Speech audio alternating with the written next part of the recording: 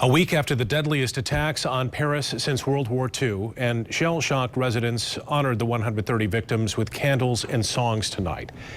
But that city remains on edge, knowing that at least one of the suspects is still at large.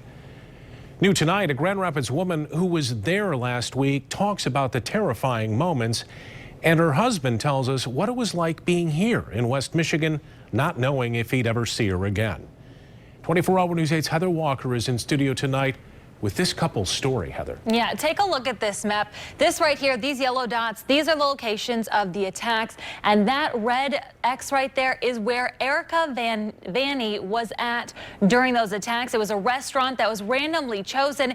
Tonight, her husband feels someone was watching out for her.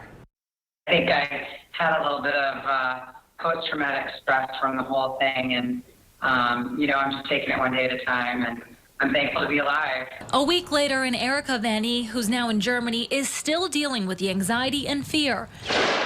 Loud noises caused her to panic, and she has a hard time sleeping. Last Friday, she was carefree and out on the town in Paris, enjoying a dinner at Couscous Deli. We had a fabulous meal together. We laughed. We toasted to life. Minutes later, lives were taken at restaurants and cafes, some less than a mile away.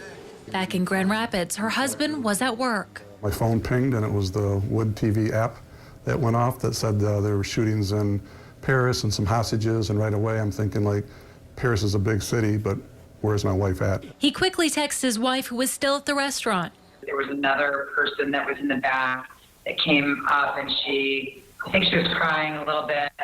You know, we knew it was really serious. It felt a lot like 9/11. I mean, just the world stopped. I wasn't sure where she was in relationship to the other events that were happening that night, but was just praying that she'd be all right and be safe with the other people she was with. She was able to get to her hotel safely. The next day, she realized how lucky she was to be alive. Where this kind of sets you back a little bit and makes you think about life a little bit differently, and the things that you take for granted sometimes. The couple says this Thanksgiving they have a lot to be thankful for.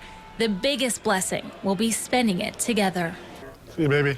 I love you. Love you too. I can't wait to see you. I know it. I'll be waiting for you. Me too. All right, we'll see you. Okay. Bye-bye. Bye. Erica will be home Wednesday night. She says she's thankful for all the messages of love and support from family and friends. Live in studio tonight, Heather Walker, 24-Hour News 8.